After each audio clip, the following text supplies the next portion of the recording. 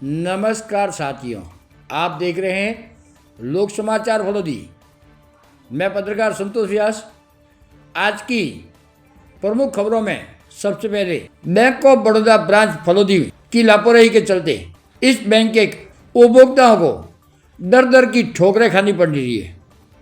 हालात ये हैं कि बैंक से होम लोन लेने के बाद उसे पुनः वापस जमा कराने के लिए बैंक से फॉरक्लोजर लिया गया।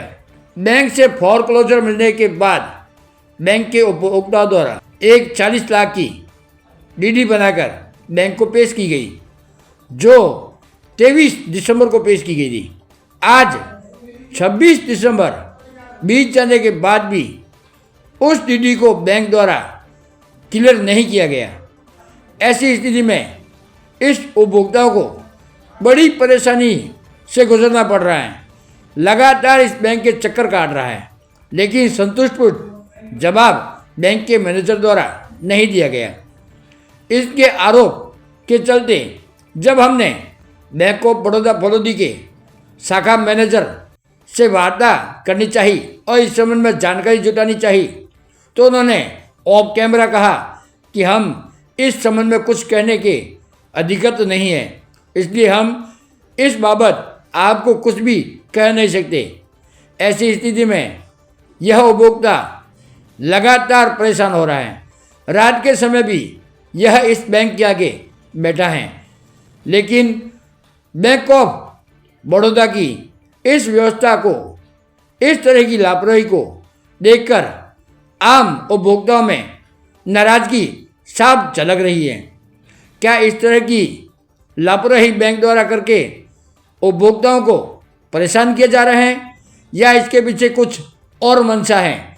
कुछ भी हो, उपभोक्ता 4 दिन से बैंक के अंदर डीडी जमा कराने के बावजूद भी बैंक में गिरवी रखे गए अपने घर के दस्तावेज को छुड़ाने के लिए बैंक के मैनेजर के आगे हाथ फैलाए खड़ा है, लेकिन बैंक वालों को कोई दया आदि नज़र नहीं आ रही है।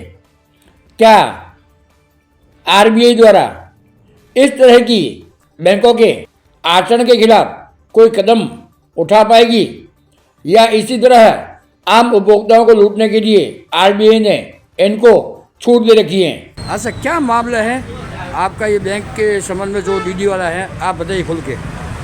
मेरे बैंक से होम लोन लिया हुआ है और मैं अपना वो होम लोन है वो फॉरक्लोज करवाना चाहता हूँ। फॉरक्लोज करवाने के लिए मैंने पहले तो 4 दिन पहले मतलब बैंक में डीडी जमा करवाई थी फॉरक्लोज अमाउंट के हिसाब से। तो डीडी बैंक में अभी तक मेरी क्लियर नहीं हो रही है 4 दिन से। तो मैं बार बार बैंक पे चक्कर भी काट रहा हूँ। 2 दिन पहले, फिर कल 25 तारीख को छुट्टी आ गई थी, और आज सुबह से मैं बैंक में 3-4 बार चक्कर काट लिए मैंने, लेकिन मैनेजर मेरे को कोई मतलब सफिशिएंट जवाब नहीं दे रहे किस वजह से ये डीडी रुक रही है।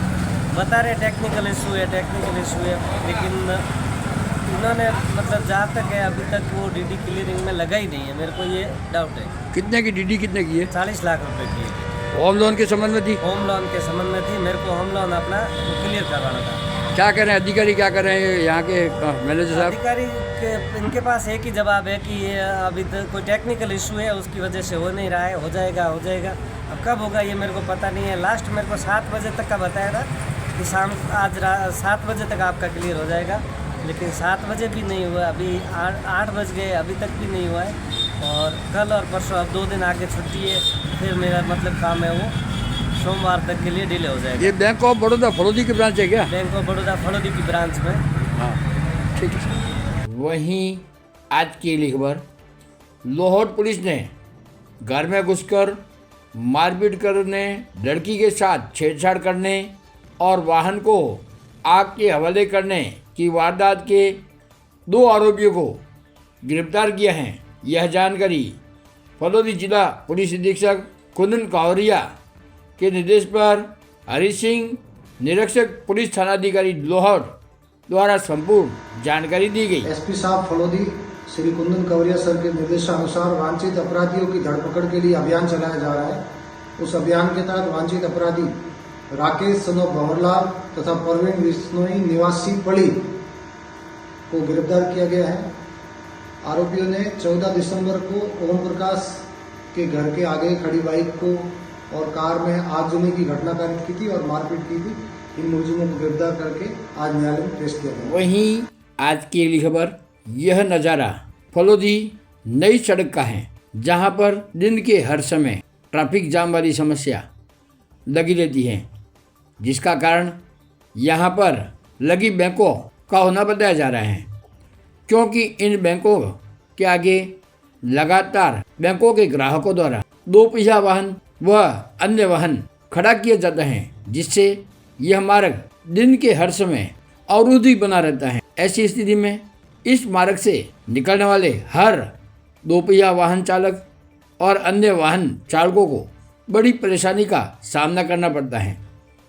आपको बता दें कि इस मार्ग को अवरुद्ध होने से बचाने के लिए लगातार जागरूक नागरिक सोशल मीडिया पर प्रशासन का ध्यान आकर्षित करवा रहा है, लेकिन प्रशासन है कि कुछ मानने को तैयार ही नहीं है और इस समस्या से निजात दिलाने की तरफ आज दिन तक प्रशासन या पुलिस विभाग द्वारा कोई कार्रवाई नहीं की गई है, जिसके कारण इस मार्ग पर चलना बड़ा ही मुश्किल बना हुआ है। हालांकि आम लोगों का कहना है कि क्या कचहरी रोड जो इससे 3 गुना ज़्यादा चौड़ी है, वहाँ पर वाहन खड़े करने तक नहीं दिए जा रहे हैं और यहाँ वाहनों के लिए और यहाँ अवैध पार्किंग के चलते आम जन को परेशानी हो रही है।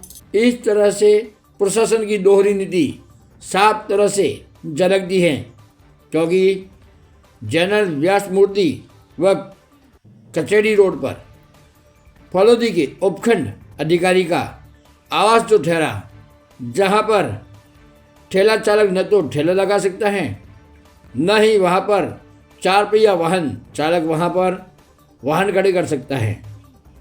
तो अब ये दोहरी नीति के चलते आमजन सवाल भी पूछने लगे हैं।